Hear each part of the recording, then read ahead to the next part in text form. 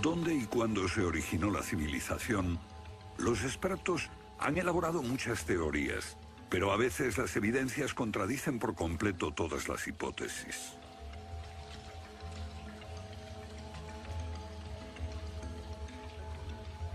Bajo el suelo congelado de Siberia se han encontrado especies animales extinguidas por un repentino cataclismo global, como el mamut gigante. También se han descubierto mapas muy antiguos que muestran la Antártida siglos antes de que fuese descubierta. Este mapa tiene centenares de años y describe la auténtica configuración de la Tierra de la reina Maud, que está oculta bajo 1 kilómetro de hielos, y su configuración real no se conoció hasta 1949. Hace 100 años, un arqueólogo concluyó que la antigua ciudad de Tiahuanaco, en Bolivia, fue un observatorio estelar alineado con el Sol y las estrellas. Calculó que tendría 17.000 años. Su afirmación fue puesta en ridículo hasta hace poco tiempo. La única corrección que yo haría se debe a que ahora contamos con mejores mediciones, y sospecho que su antigüedad sería de unos 12.000 años. Tiahuanaco es la ciudad más antigua que conocemos en toda la Tierra.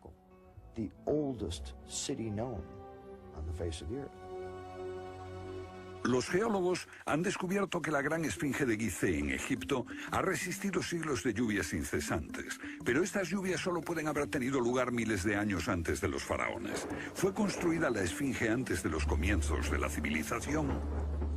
Lo que se pone en cuestión es la historia completa de la civilización. Puede que no haya ido en línea recta desde los estúpidos cavernícolas hasta los hombres tan listos de hoy con sus bombas atómicas. A veces, las pruebas que se hallan rompen todas las reglas. En este documental entrevistaremos a personas que están juzgando meticulosamente esas evidencias y elaboran nuevas teorías que pueden cambiar nuestra idea de la civilización humana. Esta enorme cara fue tallada por los antiguos olmecas de México. Se cree que tiene al menos 2.000 años y es inequívocamente africana. Sin embargo, se supone que los negros no llegaron a América hasta después de Colón. En su libro De la Atlántida a la Esfinge, el escritor Colin Wilson recoge indicios de lo que él y otros creen que son los rastros de una avanzada cultura anterior al comienzo de la historia.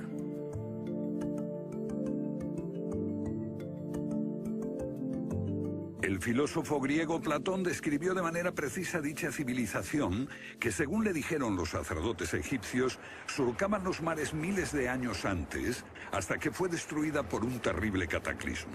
Platón la llamó Atlántida.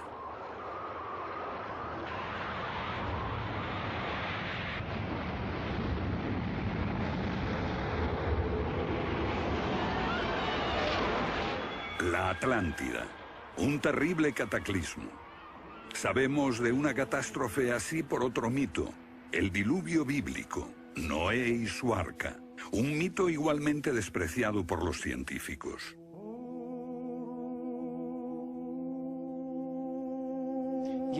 Cuando rechazan el diluvio bíblico y a Noé y el arca como una fábula, los científicos están ignorando el hecho de que hay cientos de mitos de diluvios en todas las culturas, aparte de las narraciones de Mesopotamia y de los hebreos, que dicen lo mismo sobre un desastre planetario que virtualmente borró al género humano antes del comienzo de la historia conocida.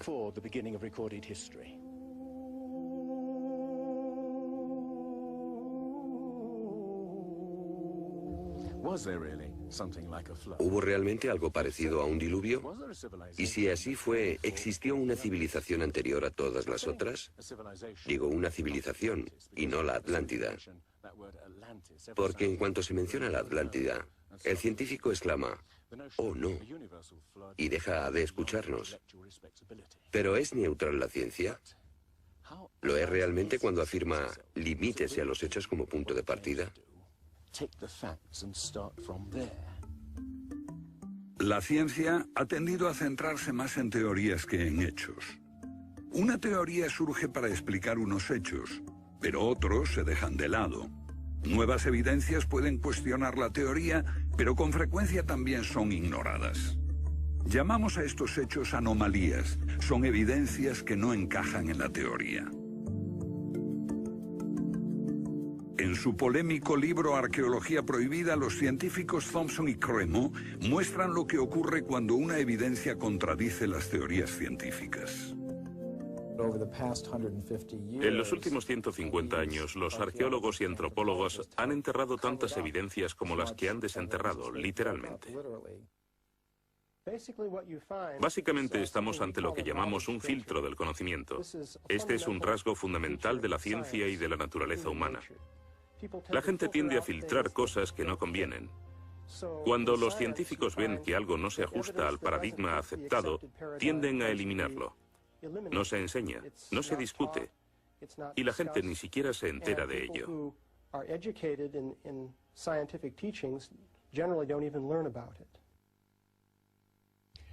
Lo que estamos diciendo, por ejemplo, sucedió en Iatitlan, México, en 1996. Cuando la arqueóloga Janestine McIntyre amenazó con echar abajo la teoría convencional de que el ser humano es relativamente nuevo en la Tierra, que llegó a Siberia hace unos 30.000 años y en América hace unos 20.000 años. En México, la arqueóloga Stine McIntyre descubrió herramientas de piedra y huesos humanos y los sometió a una batería de pruebas científicas. En 1966 pensamos que era un yacimiento antiguo y creímos que tendría unos 20.000 años. En aquella época se pensó que era demasiado tiempo. Cuando lo datamos mediante una batería de métodos supimos que tenía 250.000 años. Sinceramente, yo me hubiera sentido feliz con los 250.000 años. Fui ingenuo y pensé, bien, voy a dejar de pensar en las fechas. Tenemos la información. Hemos conseguido los hechos. Tomemos estos hechos y partamos de ahí. No me di cuenta de que arruinaría mi carrera por completo. Todas sus oportunidades profesionales se frustraron. El yacimiento fue cerrado. Los permisos para investigar denegados sistemáticamente.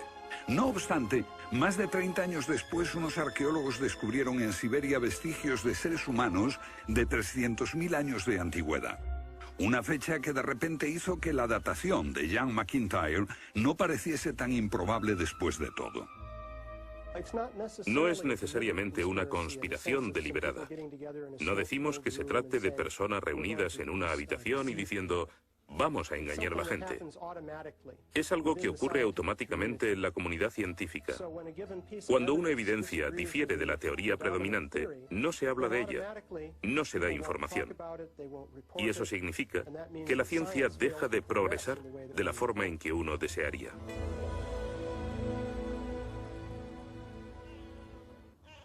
¿La ciencia está pasando por alto evidencias de un pasado que hemos olvidado? ¿Pueden ser ciertos los mitos que nos hablan de la existencia en este planeta de civilizaciones que desaparecieron miles de años antes de que comenzase la historia registrada? Una nueva clase de investigadores está estudiando las anomalías que la ciencia tiende a descartar. Se plantean preguntas que pueden cambiar nuestro concepto sobre la historia humana. La fortaleza inca de Sacsayhuamán, de edad indeterminable y construida por gente que carecía de metales duros o de cemento, que no conocían la polea, ni la rueda, ni la grúa. Solo miren esta piedra. He contado 11 ángulos. Debe pesar más que 200 coches juntos y revela la increíble habilidad de la gente que la hizo. Y también algo más. Una capacidad asombrosa para manipular objetos de este tamaño. ¿Cómo diablos las levantaban? Bolivia. Las misteriosas ruinas de Tiahuanaco. La misma habilidad manual, una capacidad de construcción que resulta inexplicable. Las piedras están perfectamente ensambladas. Intentemos insertar una aguja en cualquier punto de las junturas. La aguja no entra.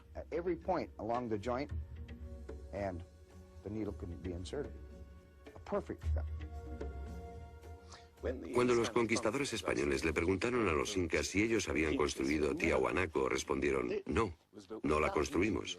Se hizo miles de años antes de que viviéramos nosotros. La evidencia muestra que fue erigida por una civilización avanzada. Un descubrimiento casual nos lo revela. Los bloques de construcción de Tiahuanaco no están pegados con cemento. El que separa estas piedras descubre el inesperado brillo metálico que las mantiene unidas.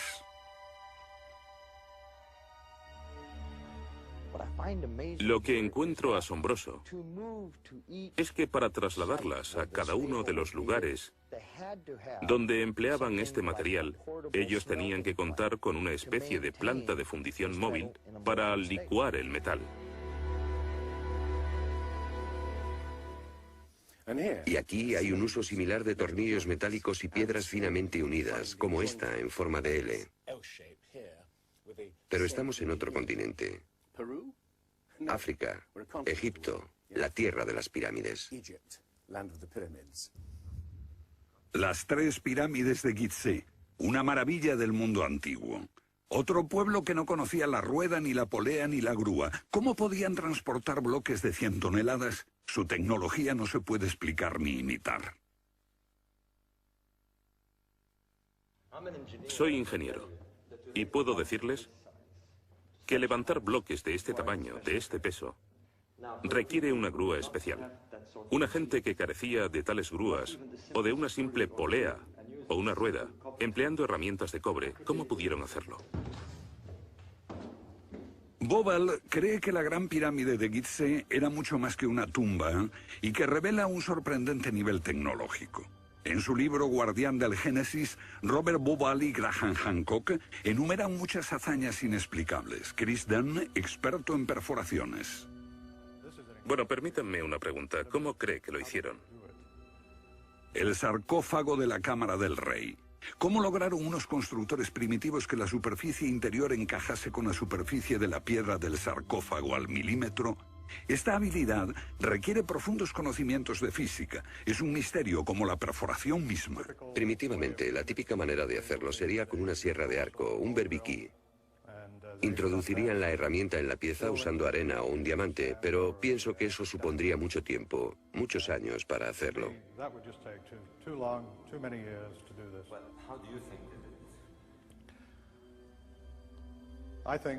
Creo que debieron haber usado herramientas más potentes. Hoy, para perforar esto, tendríamos que hacerlo a una velocidad de 6-10 milímetros por revolución de taladro en el granito. Ellos lo hicieron más rápido de lo que lo haríamos nosotros. Más rápido, investigadores como Chris Dunn se preguntan acerca del propósito de emplear este raro instrumento en un friso oculto. Taladros superpotentes. Esto parece una conclusión precipitada. Los indicios de un taladro de alta velocidad se erigen en otro misterio sin resolver. Ahora miren esto. La increíble precisión de la mano de obra. La total suavidad de las paredes en esta supuesta tumba para bueyes sagrados. Y que implica un alto nivel de destreza. Por supuesto, eso podría explicarse en términos de cientos de obreros puliéndolas durante 10 años seguidos. Pero, si hablamos del misterio de los vasos egipcios, no como este vaso de arcilla que acabo de comprar, sino vasos hechos de alabastro, basalto e incluso diorita, que es la piedra más dura de todas.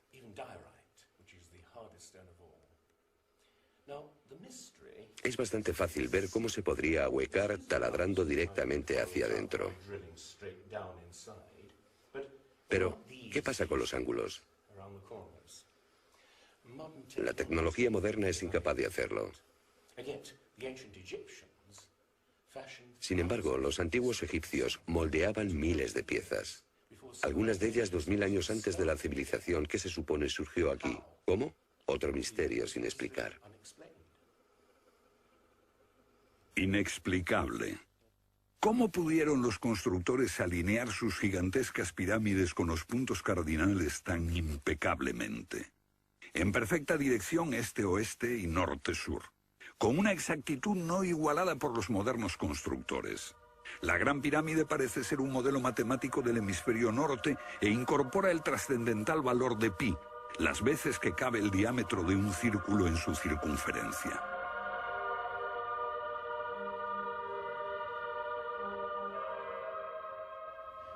Está claro que lo que aquí tenemos es un avanzado sistema de matemáticas y tecnología, en un tiempo que no conocía su existencia. Para lograr estos resultados, los antiguos constructores tenían que usar un eclímetro de 52 grados. Cualquiera otro no valdría. Pero no solo los egipcios conocían el valor pi. Ese valor también está representado en la pendiente de esta pirámide y en el extraño ángulo que le dieron sus constructores, en Teotihuacán, México, el lugar que los indios llamaban Ciudad de los Dioses.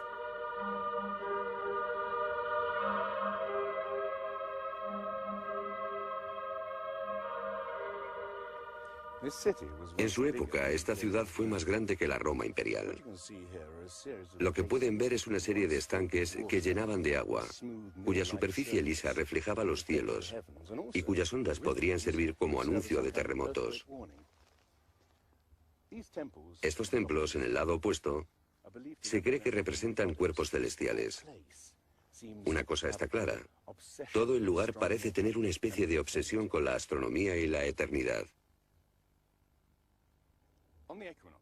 En los equinoccios, el 21 de marzo y el 21 de septiembre, estas pirámides proyectan sombras gigantes, lo que las convierte en un perfecto reloj para la medición del tiempo. Como si proviniesen de una fuente común, las antiguas civilizaciones de todo el mundo exhiben un sofisticado conocimiento de los cielos que todavía nadie ha explicado. Fascinación por el sol, las estrellas. El lento e inexorable movimiento de la Tierra determina que las constelaciones parezcan viajar por los cielos nocturnos y por las épocas.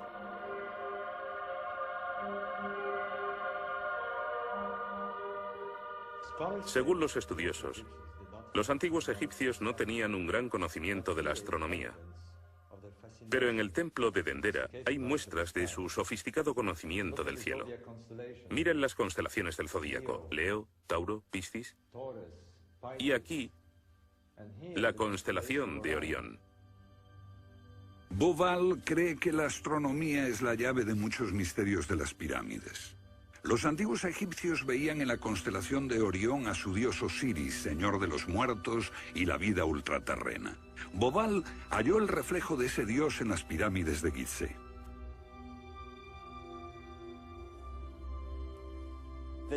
Esto es realmente un misterio.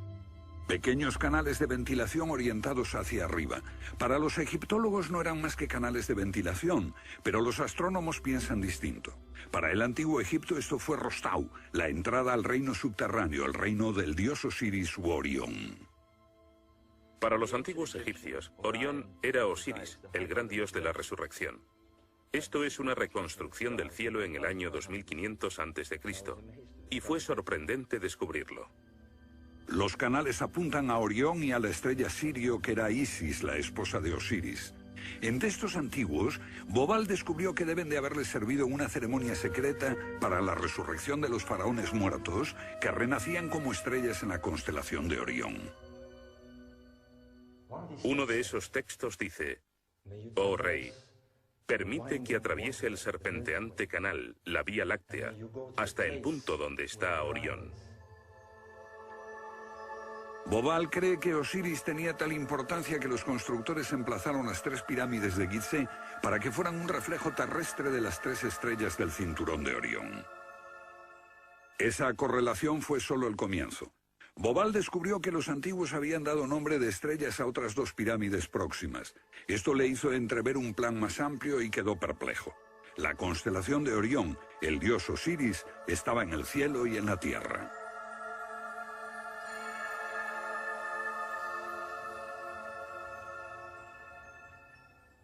México, donde Teotihuacán presenta otro paralelo. Una leyenda la llama la ciudad de los dioses y sugiere que su propósito era convertir a los hombres en seres celestiales. Como ocurre en Egipto con las pirámides de Giza, los mitos hablan de la reencarnación en las estrellas. Ese es el secreto de Teotihuacán.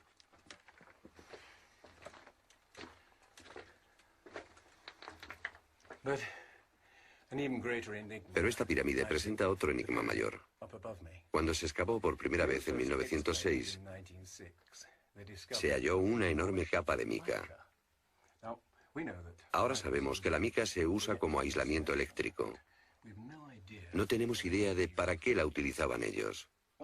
Lo que resulta aún más extraño es que la mica procede de Brasil. Imaginemos el problema de trasladar toda esta mica a más de 2.000 kilómetros de distancia. ¿Cómo? ¿Con qué finalidad? No tenemos ni idea. Tiahuanaco, Bolivia. Otra cultura perdida revela la misma fascinación por el sol y las estrellas.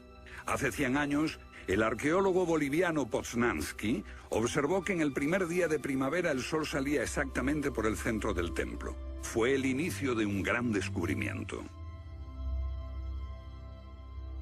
Poznański descubrió que este templo era un observatorio, un gran reloj para medir la progresión del sol. Y podemos utilizar ese alineamiento astronómico para datar el lugar. Durante el año el sol sale cada día por un punto diferente del horizonte. El primer día de primavera un observador vería salir el sol exactamente en el centro. Estudiando el esquema de Poznański, dedujimos que en los primeros días de invierno o de verano el sol saldría por encima de las piedras angulares. Pero no fue así. Los arqueólogos actuales dicen que los constructores cometieron un error de cálculo. Después de observar la perfección con la que se construyó este sitio, con piedras de 100 toneladas, sugerir que los marcadores del solsticio están mal alineados me parece increíble. Neil Stide hizo una completa verificación de los cálculos de Poznański. Midiendo el ángulo de las piedras angulares y comparándolo con las posiciones actuales de salida del sol, Poznański calculó que Tiahuanaco fue construida hace 17.000 años. En ese tiempo, la inclinación del eje de la Tierra era ligeramente distinta de lo que es hoy en día y el sol habría salido directamente encima de las piedras angulares.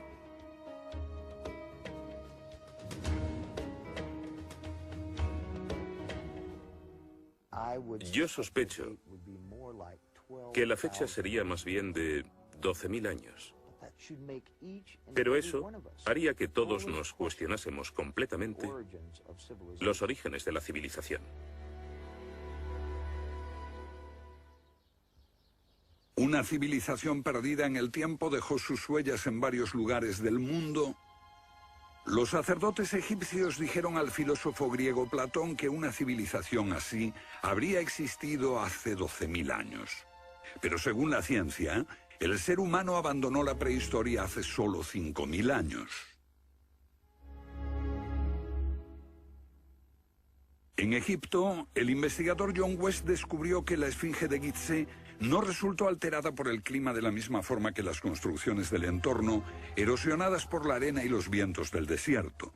En vez de un desgaste horizontal, la esfinge tiene marcas de erosión redondeadas y onduladas.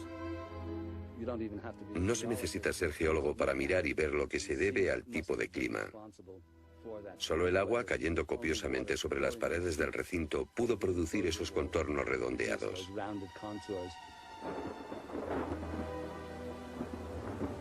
¿Agua en el desierto del Sáhara? Ciertamente no en tiempos de los faraones. Para eso hay que trasladarse a finales de la era glaciar. Unos 10.500 años antes de Cristo, miles de años antes de que existiesen los faraones. ¿Pero por qué entonces la esfinge tiene cabeza de faraón?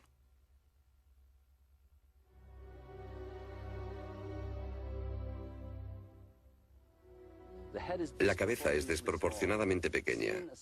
Desde el aire se ve que el cuerpo de la esfinge es largo y aplanado, y la cabeza casi se parece a la de un alfiler. Para nosotros, esto indica que ha sido tallada más de una vez. En otras palabras, la cabeza se rehizo en algún momento de su larga historia. John West cree que la esfinge era originalmente un enorme león que un desconocido grupo de escultores modeló en la roca antes del 10.500 a.C. Se comenzó a erosionar cuando el final de la era glaciar alteró el clima y causó lluvias que cayeron durante siglos. Solo miles de años después, un faraón habría tallado la cabeza con su propia imagen. ¿Tiene la esfinge más del doble de la antigüedad que creíamos? La teoría fue ridiculizada por los egiptólogos, pero los geólogos les respondieron que los hechos estaban allí. Más extraño aún, según Robert Bauval, la evidencia astronómica sugiere que las pirámides de Gizeh parecen revelar esa increíble antigüedad. La disposición de Gizeh coincidía misteriosamente con la posición de Orión en el año 10.500 a.C., cuando la esfinge miraba hacia Leo, su propia imagen en los cielos. La puesta de Orión en esa fecha distante se correspondía exactamente con las tres pequeñas pirámides, y existen muchos otros hechos difíciles de entender.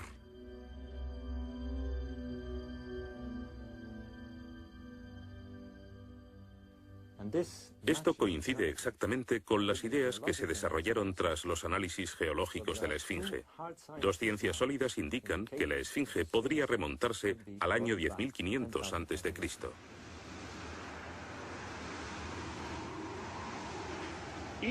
Egipto sufrió unos cambios muy dramáticos a finales del período glaciar, especialmente en torno al 10.500 a.C., cuando unas impresionantes inundaciones cubrieron el terreno de aluvión y acabaron con el Valle del Nilo y con el delta en general.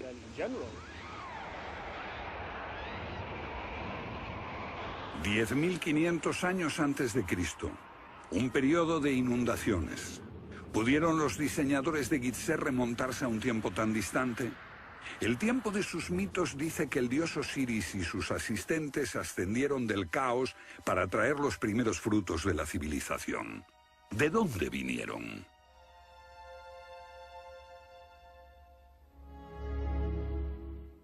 Un dios muy parecido fue el señor de la antigua Tiahuanaco en Bolivia.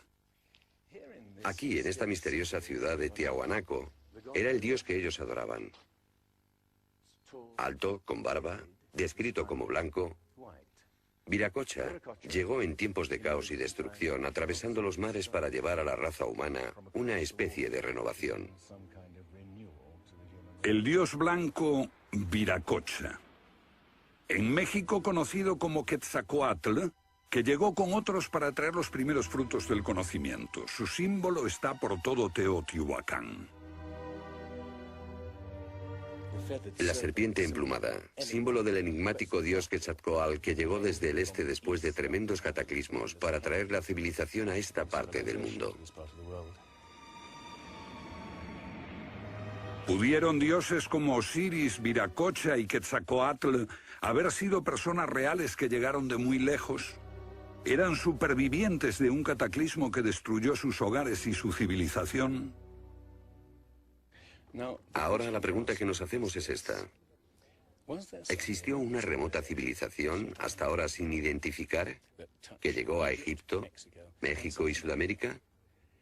¿Y que dejó su impronta en un cuerpo de conocimientos, por difícil que sea de discernir? Tomados por separado, acepto que los datos aislados revelan poco, pero consideremos juntos todos esos elementos comunes. Ambos lugares tienen enormes pirámides, alineadas exactamente con los puntos cardinales, e incorporan avanzados conocimientos matemáticos. Ambas culturas demostraban un asombroso conocimiento de astronomía, expresado en los grandes monumentos sagrados que erigieron. Aunque no conocían ni la polea ni la rueda, ambas pudieron hacer construcciones con enormes piedras finalmente ensambladas en un estilo único, con ángulos en forma de L y tornillos de metal. Y ambas utilizaron el proceso de la momificación para preservar y honrar a sus muertos. Aquí se halló una nueva y asombrosa pista cuando la doctora Balabanova, de la Universidad Alemana de Ulm, descubrió que muchas momias de Egipto contenían cocaína y nicotina, naturales de Sudamérica. Tengo una cantidad de cartas insultantes. Dicen que todo esto no tenía sentido, que yo fantaseaba, que era imposible porque estaba comprobado que antes de Colón esas plantas no existían en ninguna parte del mundo, excepto en América.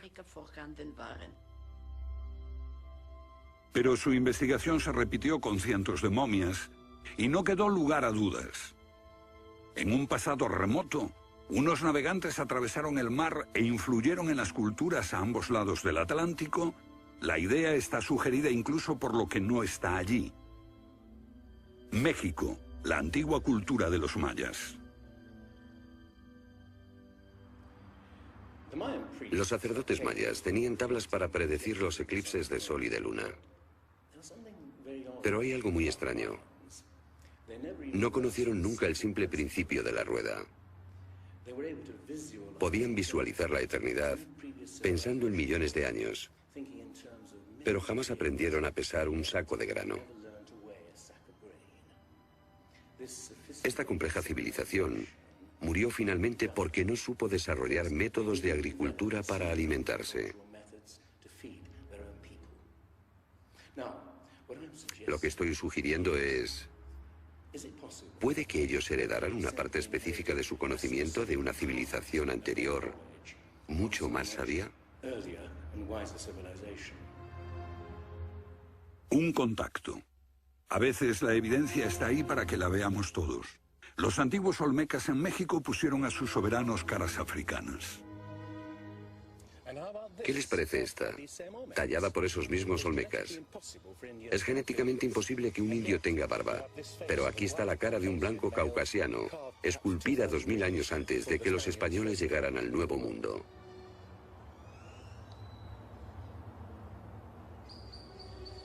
Caras de africanos y de caucasianos esculpidas muchos siglos antes de Colón. ¿De dónde vinieron? ¿Cómo llegaron aquí? ¿Cómo influyeron en la más antigua cultura de América Central, en la cultura madre de México? Lo que todos los arqueólogos saben es que de pronto se materializaron alrededor del 1500 a.C.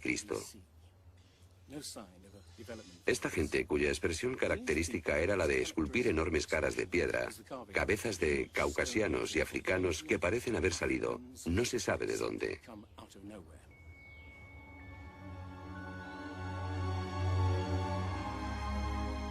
Oaxaca, la antigua ciudadela del Monte Albán. Aquí, en el sur de México, está el último testimonio de esos misteriosos hombres. Porque estas figuras esculpidas en piedra parecen corresponder a muertos en combate, desnudas, desamparadas, la mayoría castradas. Este puede reflejar el momento en que estos hombres desaparecieron de la historia.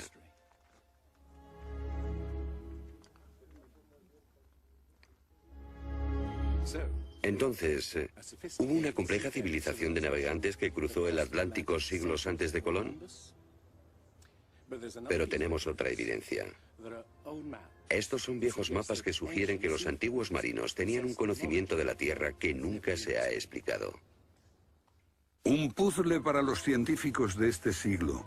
En 1513 el almirante turco Piri Reis cartografió parte del mundo que nadie había visto hasta entonces. Colón solo exploró la zona del Caribe. No bajó a esta zona de Sudamérica, hasta la Antártida. No estuvo nunca por esa zona. Pero estos mapas muestran todos estos detalles con gran precisión, antes de que cualquier explorador europeo llegase a esas regiones. Este mapa, de muchos siglos, describe la configuración real de la tierra de la reina Maud, que ahora está sepultada bajo 1 kilómetro de hielo. Y su forma precisa no se determinó hasta 1949. Inexplicable. Los cartógrafos han meditado mucho sobre la extraña proyección cartográfica utilizada en el mapa. Hallaron un parecido con el que utiliza un moderno submarino nuclear que hace mediciones del mundo mientras se aleja de un punto de referencia. En este caso, el centro está en Egipto. ¿Es ese el hogar de los antiguos cartógrafos? El mapa muestra exactamente esta parte del mundo, pero hay más. Para mí el aspecto más significativo del mapa de Piri Reis es que describe exactamente la longitud. Algo que los europeos no fueron capaces de hacer hasta el siglo XVIII. La longitud. Esa historia comenzó en estas playas en 1707, cuando la flota inglesa navegaba por el Mediterráneo hacia Inglaterra. En aquellos días era bastante fácil determinar a qué distancia estaba el norte o el sur, midiendo el ángulo que el Sol y las estrellas formaban con la superficie de la Tierra. Pero no había técnicas para determinar lo lejos que estaba el este o el oeste. ¿Longitud?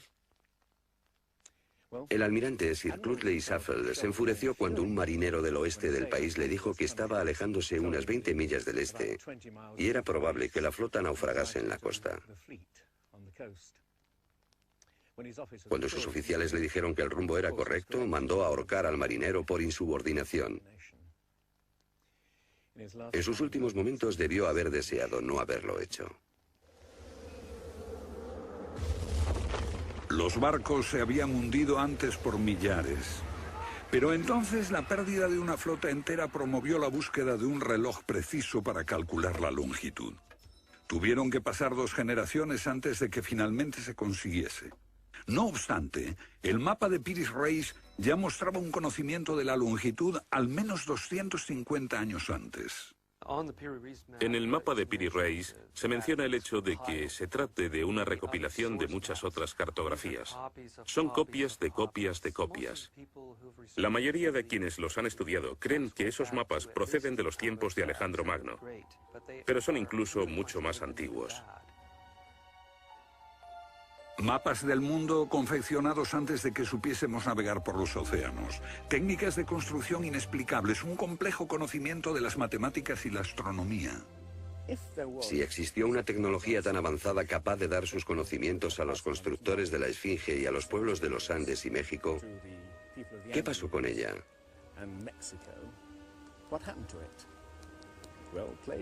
Platón dice que existió esa civilización avanzada tecnológicamente y capaz de surcar los océanos del mundo, la Atlántida, situada en una enorme isla-continente.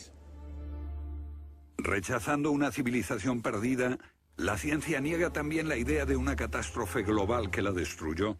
Pero Platón y la Biblia no son las únicas evidencias. El Popol Vuh, libro sagrado de los mayas, habla de enormes marejadas e inundaciones que azotaron el mundo durante meses. Una lluvia fría y negra indescriptible y granizo. Los antiguos hablaban de tiempos de caos, de inundaciones y oscuridad de los cuales emergieron los dioses para dar forma a la tierra de Egipto.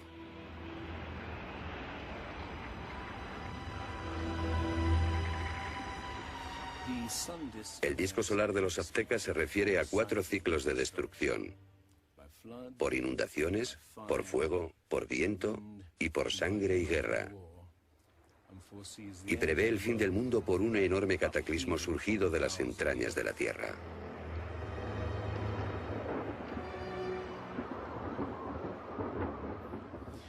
Otros mitos de la América antigua hablan de inundaciones apocalípticas y torrentes de fuego, de erupciones volcánicas y terremotos.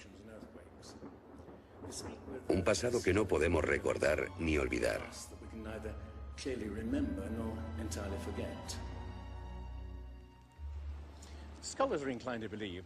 Los especialistas tienden a creer que el diluvio es una fantasía de los viejos poetas. Pero supongamos que los expertos se equivocan. Supongamos que una serie de terribles catástrofes naturales redujeron a nuestros ancestros a pequeños grupos que vivieron apartados y se esparcieron por todo el mundo. Lo que buscamos es una época que coincida perfectamente con los mitos, igual que el zapato encaja en el pie de Cenicienta. Una pista. La fosa de Alquitrán en La Brea, California. Una inmensa sepultura de millones de animales que hoy se ha convertido en atracción turística. Bajo la superficie está el campo de petróleo del lago Salado. El asfalto brota por las grietas y fisuras como un papel cazamoscas y atrapa a los animales. Y encontramos aquí una increíble colección de especies atrapadas en los últimos 40.000 años.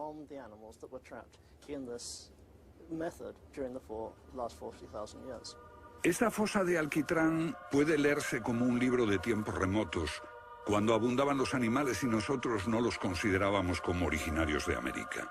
Mamuts, elefantes, rinocerontes, perezosos gigantes, tigres sable, incluso caballos y camellos. Después Una tremenda catástrofe los barrió, al parecer, en unas pocas décadas, en torno al 10.500 a.C., hace más de 12.000 años. Todos los grandes animales, cualquier animal más grande que un coyote, se extinguieron en pocas décadas. Sí, fue sin duda una gran catástrofe.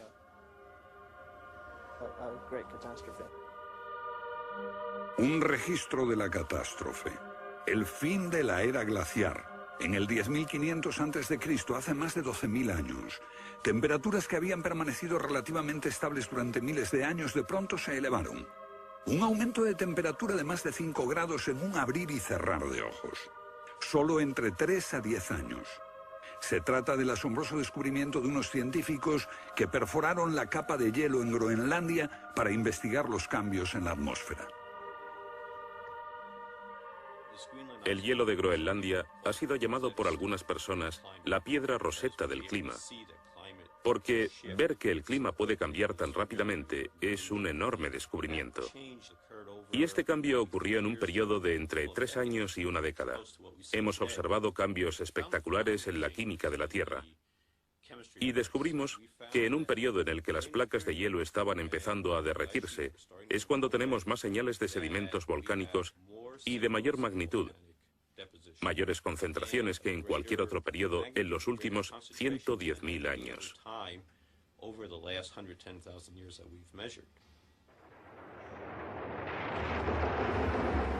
Un surgimiento de volcanes nunca visto, acompañado por desórdenes atmosféricos y gigantescas inundaciones.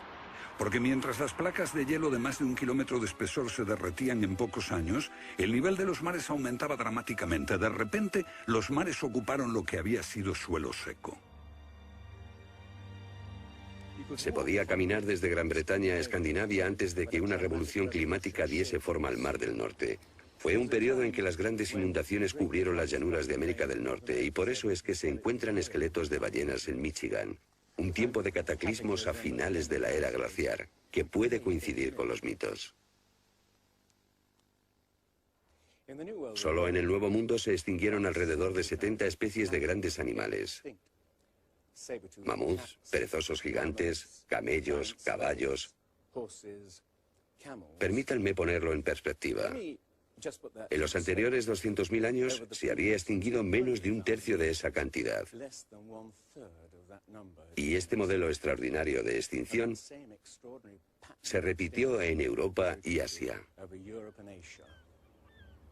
En las capas subterráneas de hielo de Siberia y Alaska se descubrió una masa enmarañada de huesos de millones de animales que perecieron en un cataclismo. El mamut gigante no murió a manos de los cazadores. Desapareció por una catástrofe natural. A finales del siglo XIX, unos cazadores encontraron por casualidad el cuerpo de un enorme animal congelado.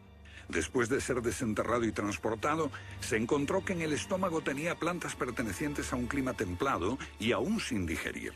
El animal se había congelado de una forma muy rápida, como no es capaz de hacerlo ningún congelador moderno. Lo cierto es que hace unos 12.000 o 13.000 años un frío inmenso azotó Siberia. El enigma de los mamuts congelados en un instante ha dado pie a extrañas anécdotas. Algunas ciertas y otras no.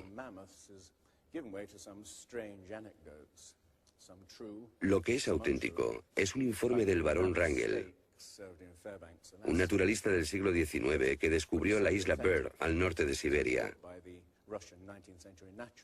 donde la arena quedó literalmente mezclada con bancos de huesos y colmillos de mamut y otros animales que habían desaparecido en alguna catástrofe. Esas extinciones masivas, esa imponente actividad volcánica, ese veloz derretimiento del hielo, parecen sugerir que hubo un cambio climático brusco hace 12.000 años. Hay algún factor desconocido que no logramos descubrir.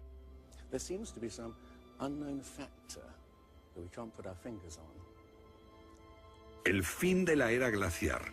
¿Qué provocó esa revolución? He aquí la gran cuestión. ¿Qué causó el cataclismo? Una de las mejores ideas la ha planteado Charles Hapgood. Él sugiere un desplazamiento repentino de la corteza terrestre. Toda la corteza de la Tierra es solo un tercio de un 1% de la masa terrestre. Como la piel de una naranja, si se suelta, se mueve. Más fina que una cáscara de huevo, la corteza de la Tierra queda apoyada en un interior líquido. La teoría imperante sobre la corteza terrestre es la de las placas tectónicas. Los continentes se separan lentamente durante cientos de millones de años. Aunque la ciencia rechazó esa teoría durante más de medio siglo, ahora niega también la idea de que la corteza pudo moverse en su conjunto y repentinamente. Pero un científico quedó hipnotizado por la idea. Se llamaba Albert Einstein.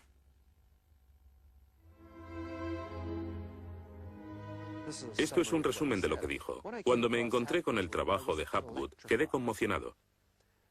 Se trataba de una idea simple, pero que podría explicar una serie enorme de problemas. Hapgood tenía esa teoría. La cuestión era cuál fue el mecanismo que puso en movimiento el gigantesco conjunto. Y fue Einstein quien planteó una sugerencia. La enorme cantidad de hielo que rodea a los polos puede tener 3 kilómetros de espesor. Esos incontables miles de millones de toneladas de hielo, si se formaran de un modo desproporcionado, harían que toda la Tierra se sacudiese como una rueda, con un enorme peso colocado en su borde. Esta vibración bastaría para hacer que la corteza de la Tierra se moviese súbitamente.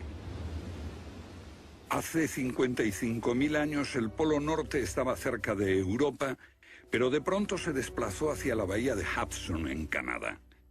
Y en torno al año 12.500 a.C. se volvió a mover casi 2.000 millas hasta donde está actualmente. O es mejor decir que las tierras y los mares atravesaron el polo, impulsados por un repentino desplazamiento de la corteza terrestre. De ser así, esta es una de las cosas que habían ocurrido al final de la era glaciar. El desplazamiento impulsó a América fuera de la zona polar. El mar en el norte se congeló con una fina capa de solo unos metros de espesor. La inmensa vieja capa de hielo de Norteamérica, con más de 1,5 kilómetros de grosor, se derritió rápidamente en pocos años. Ahora, lo que es muy interesante de la teoría de Hapgood y Einstein es que también explica bastante bien algunos otros mitos, independientemente del diluvio. Hay mitos sobre tremendos terremotos, catástrofes volcánicas, lluvias negras cayendo del cielo, congelación repentina, congelación del suelo. Y podemos ver que un ejemplo de esto es precisamente lo que pudo pasar si la corteza terrestre se desplazó. Con bastante rapidez, las áreas que antes habían estado congeladas pasarían a ser zonas cálidas, y así se explicarían hechos como el rápido congelamiento de los mamuts en Siberia. Si el desplazamiento de la corteza terrestre causó el diluvio que aniquiló una civilización, ¿dónde estaba esa civilización? Algunos investigadores creen haberla hallado en la isla griega de Santorini, que fue devastada por una terrible erupción, o en la antigua Troya, o en la isla alemana de Heligoland, casi arrastrada hacia el Mar del Norte. Pero no se ha encontrado nada. Y es precisamente este problema lo que ha hecho descartar la Atlántida de Platón como una propuesta seria.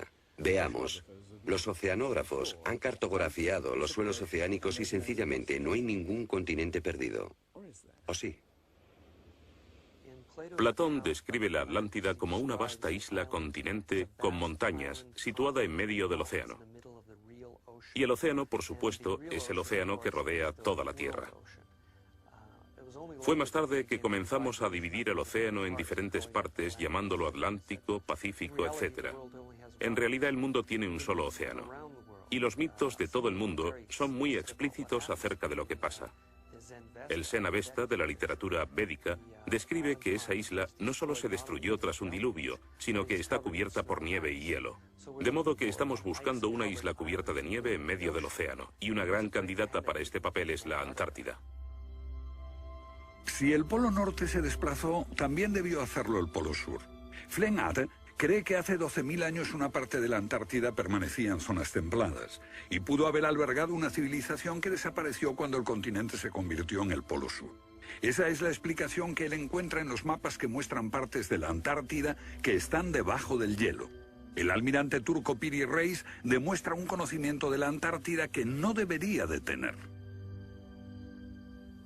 Tras examinarlos, especialistas en cartografía de la Armada y de las Fuerzas Aéreas nos dicen: hemos hecho comparaciones de picos salientes y de montañas. Hemos descubierto que coinciden de forma asombrosa.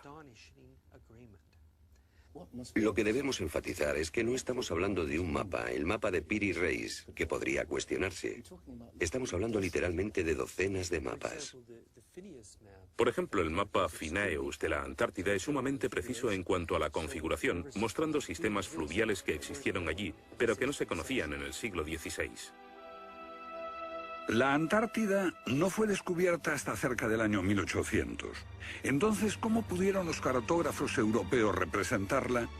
Solo, cree Flenaz, si ellos la copiaron de copias de otras copias de mapas que se remontan milenios atrás. Hace solo unos 25 años supimos que bajo la capa de la Antártida existían unas islas, un continente bajo un océano helado. Sin embargo, esa información ya estaba aquí, en este mapa. Estas islas de aquí corresponden a este área, y el modelo de nevadas aquí es muy intenso. Nada aquí. Estas islas debajo de este punto se podrían haber unido entre ellas antes de unirse a la tierra firme. Así, lo que se describe aquí es algo que yo creo que verdaderamente ocurrió en torno al 8000 a.C. Puede que en el 6000 a.C. a lo sumo. No hay forma de saber cómo lo consiguieron, a menos que postulemos la existencia de una civilización con habilidades para la navegación y la confección de mapas que solo se reinventaron en nuestro tiempo.